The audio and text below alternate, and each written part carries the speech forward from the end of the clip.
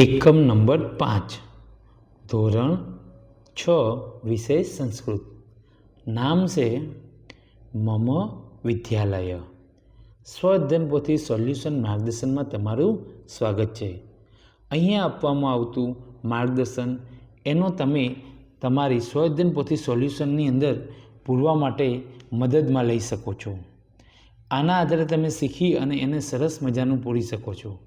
આ અંગત ચેનલ છે, એની અંદર અંગત વિચારો રજૂ કરેલા હોઈ શકે, પણ તમે માર્ગદર્શન મેળવ્યા પછી તેમાંથી સરસ મજાનું જાતે પ્રયત્ન કરી અને લખવાનો પ્રયત્ન કરવાનો છે.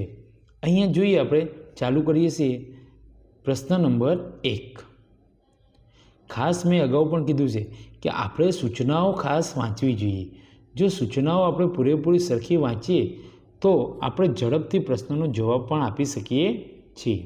તો અહીંયા પહેલી સૂચના છે પ્રશ્ન નંબર 1માં કે આપેલા સંવાદનું સુંદર અક્ષરે લેખન કરો. તો તમને એવું કહેવામાં આવ્યું છે કે તમારે એકદમ સુંદર અક્ષરે જે આપેલો ફકરો છે, એ સંવાદ છે, એને સરસ લખવાનો છે. તો એના માટે તમારે અહીંયા નીચે જગ્યા આપેલી છે, એમાં તમે અનિલઃ ભવત વર્ગ શિક્ષક કહ અસ્તિ. ધ્યાન આપજો, અહીંયા માર્ગદર્શન વિડીયો છે, તો તમે સમજજો, સાંભળજો, તો તમને ખ્યાલ આવશે કે ખરેખર માર્ગદર્શન આપવામાં આવે છે કે તમારે સુંદર અક્ષરે પણ લખવું જોઈએ. એ અહીંયા નમૂનો તમને પૂરો પાડ્યો છે. બીજું કે જ્યારે તમે લખો છો ત્યારે તમે ખાસ એનું વાંચન સાથે લખો, તો તમને વાંચનનો પણ મહાવરો થશે. જોઈએ નંબર 2. રાજીવ હર્ષા મહોદયા મમ વર્ગ શિક્ષિકા અસ્તિ. સા સંસ્કૃત પાઠયતિ. નંબર 3. અનિલ ભવત વિદ્યાલય પુસ્તકાલય અસ્તિ વા. રાજીવ આમ પુસ્તકાલયે પુસ્તકમ પઠામી. મમ વિદ્યાલયે વિશાલમ ક્રીડાંગણમ અપી અસ્તિ. વિરામ સમયે અહમ તત્ર ખેલામી. આ જે ફકરો આપેલો છે એ સંવાદને સુંદર અક્ષરે નીચે લખવાનો છે. આગળ જોઈએ તો પ્રશ્ન નંબર 2. પ્રશ્ન નંબર 2ની અંદર સૂચના આપી છે આપેલા વાક્યનું સંસ્કૃતમાં લખો. તો જોઈએ નંબર 1. મારી શાળામાં બગીચો છે. મમ વિદ્યાલયે ઉદ્યાનમ અસ્તિ. નંબર 2. મારી શાળામાં પુસ્તકાલય છે. મમ વિદ્યાલયે પુસ્તકાલયમ અસ્તિ. નંબર 3. મારી શાળામાં રમતનું મેદાન છે. મમ વિદ્યાલયે ક્રીડાંગણમ અસ્તિ. આગળ જોઈએ નંબર 4. નંબર 4ની અંદર મારી શાળા વિશાળ છે. મમ વિદ્યાલય વિશાલઃ અસ્તિ. નંબર 5. મારી શાળામાં પ્રાર્થના ખંડ છે. મમ વિદ્યાલયે પ્રાર્થના કક્ષ અસ્તિ. જોઈએ પ્રશ્ન નંબર 3. પ્રશ્ન નંબર 3ની અંદર સૂચના આપી છે. અગાઉ કીધું છે એમ સૂચના ભૂલવાની નહીં. તો સૂચના છે કે ઉદાહરણ મુજબ પ્રશ્ન વાક્ય બનાવો. ઉદાહરણ આપ્યું હોય તો ખાસ ઉદાહરણનો પણ અભ્યાસ કરો, જેની મદદથી તમે ખૂબ જ સુંદર રીતે તમે પ્રશ્નોના જવાબ આપી શકો છો. ઉદાહરણ આપ્યું છે વિદ્યાલય અને પુસ્તકાલય. હવે નીચે આપેલું છે એક વાક્ય ભવત વિદ્યાલયે પુસ્તકાલય અસ્તિમ વા. તો આ બંને શબ્દોનો ઉપયોગ કરી અને પ્રશ્ન વાક્ય બનાવવાનું છે. જોઈએ તો એમાં નંબર 1. તડાગઃ હંસઃ. ભવત તડાગે હંસઃ અસ્તિ વા. નંબર 2. વૃક્ષઃ છાત્રઃ. ભવતઃ વૃક્ષે છાત્ર અસ્તિ વા. નંબર 3. સરોવરઃ કુર્મઃ. ભવતઃ સરોવરે કુર્મઃ અસ્તિ વા. નંબર 4. નંબર 4ની અંદર કીધું છે ભવતઃ વર્ગખંડે સુધારખંડ અસ્તિ વા. નંબર 5. ભવતઃ હસ્તે કરદીપ अस्तिम वा। प्रश्न नंबर 4 જોઈએ। प्रश्न नंबर 4 ની અંદર સૂચના આપવામાં આવી છે કે કૌંસમાં આપેલા શબ્દોનો ઉપયોગ કરી ઉદાહરણ મુજબ કુત્ર શબ્દોનો ઉપયોગ કરી પ્રશ્ન વાક્ય બનાવો। અહીંયા આપણને શબ્દો આપેલા છે માધવી, ચમસ, આસન, પુસ્તકમ, ભોજનમ, માર્ગ। ઉદાહરણમાં એક બનાવ્યું છે, એમાં માર્ગનો ઉપયોગ કર્યો છે। બહુ સરળ છે મિત્રો। માર્ગ અને પાછળ લખ્યું છે કુત્ર અસ્તિ। તો આપેલા શબ્દોની પાછળ ફક્ત આપણે શું લગાવવાનું છે તો કે કુત્ર અસ્તિ। જો તમે શીખી જશો તો સરળતાથી ઝડપથી બધા કરી શકશો। બીજું એક આપણે અહીંયા જોઈએ નીચે નંબર 1માં તો માધવી, જો માધવી કુત્ર અસ્તિ, બસ થઈ ગયું। એવી જ રીતે નંબર 3 જોઈએ, આસંદ કુત્ર અસ્તિ, સરળતાથી કરી શકાય છે। નંબર 5 જોઈએ તો પુસ્તકમ કુત્ર અસ્તિ।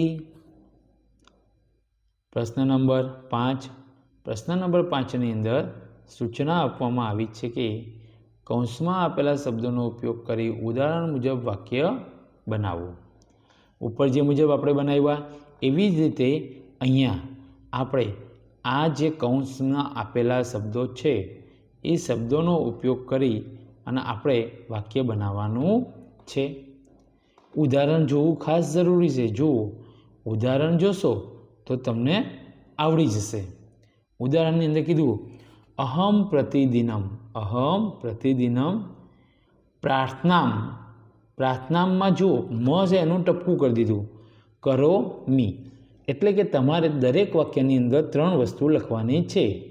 કઈ કઈ તો અહમ, પ્રતિદિનમ અને કરોમી। હવે વચ્ચેનો જે શબ્દ છે તમારે અહીંયા ઉપરથી લેવાનો છે અને જે છેલ્લે મ છે એનો ઉપર આપણે મ ટપકું કરી દેવાનું છે અને એવી રીતે લખી શકાય। જોઈએ એમાં નંબર 1 તો નંબર 1ની અંદર જોઈએ છીએ અહમ પ્રતિદિનમ ભોજનમ કરોમી। જો નંબર 2 અહમ પ્રતિદિનમ અભ્યાસમ કરોમી। અહમ પ્રતિદિનમ શયનમ કરોમી। અહમ પ્રતિદિનમ નૃત્યમ કરોમી।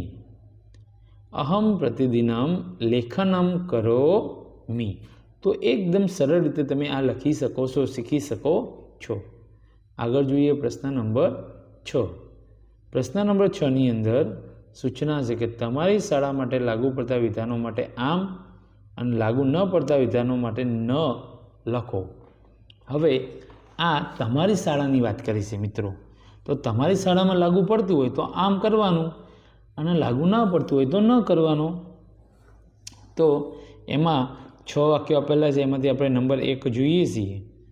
તો નંબર 1 ભવતઃ વિદ્યાલય પુસ્તકાલય અસ્તિમ વા, તો છે તો આમ। નંબર 2 ભવતઃ વિદ્યાલય પ્રાર્થના ખંડ અસ્તિમ વા, આમ। ભવતઃ વિદ્યાલય કાર્યાલય અસ્તિમ વા, આમ। ભવતઃ વિદ્યાલય ક્રીડાંગણમ અસ્તિમ વા, આમ। ભવતઃ વિદ્યાલય ઉદ્યાનમ અસ્તિમ વા, આમ। ભવતઃ વિદ્યાલયે પાકશાલા અસ્તિમ વા, આમ। તો અહીંયા હાજર હોય તો તમે આમ લખો, ના હોય તો ન લખવાનો છે। આગળ પ્રશ્ન નંબર 7। પ્રશ્ન નંબર 7ની વાત કરીએ તો સૂચના છે યોગ્ય વિકલ્પ પસંદ કરીને સંવાદ પૂર્ણ કરો। અહીંયા એક સંવાદ આપેલો છે અને એમાં આપણે આ જે કૌંસ આપેલો છે એમાંથી યોગ્ય શબ્દ પસંદ કરવાનો છે। જેમાં આપણે જોઈએ તો કે મિતુલઃ મમ વિદ્યાલયસ્ય નામ સાધના વિદ્યાલયઃ। આગળ જોઈએ તો 10 વાદને અહમ 10 વાદને વિદ્યાલયમ ગચ્છામિ। મમ વર્ગ શિક્ષકः રાજેશ મહોદય अस्ति। ભોજને કિમ કિમ ભવતી? પ્રશ્ન નંબર 8. પ્રશ્ન નંબર 8ની અંદર સૂચના છે કે ઉદાહરણ અનુસાર વાક્ય બનાવો. અહીંયા ઉદાહરણની વાત કરી છે. ઉદાહરણ ખાસ જોવું. આ રહ્યું ઉદાહરણ. અહમ મંદિરમ ગચ્છામિ. હવે પૂજા ઉમેરવાનું છે. તત્ર અહમ પૂજા કરોમિ. તો આપણે પૂજા માટે આપેલો શબ્દ છે, જ્યારે બાકીના 3 શબ્દો આપણે એમને એમ લખવાના છે. જોઈએ, તત્ર અહમ અને કરોમિ એ તો આપણે લખી જ નાખવાનું છે, અને આપેલું પણ છે. તો આપણે ફક્ત પાઠ હશે તો એનું પાઠમ કરવાનું છે. ભોજનમનું ભોજનમ કર્યું. ત્યાર પછી ત્રીજામાં ધનમ તો ધનમ. આગળ જોઈએ નંબર 4. નંબર 4ની અંદર જોઈએ આપણે તો અહમ પાણમ ગચ્છામિ તત્ર અહમ ફલાની ક્રીણામિ. અને નંબર 5 અહમ પુસ્તકાલયમ ગચ્છામિ તત્ર અહમ પુસ્તકમ પઠામિ. અહીંયા આપણું આ એકમનું સ્વઅધ્યયન પોથી સોલ્યુશન માર્ગદર્શન પૂર્ણ થાય છે. વિડીયો પસંદ આવ્યો હોય તો લાઈક કરજો, શેર કરજો, અને આવા જ માર્ગદર્શન વિડીયો મેળવવા માટે અમારી ચેનલને સબસ્ક્રાઈબ કરજો અને અમારી સાથે જોડાયેલા રહેજો. આવજો.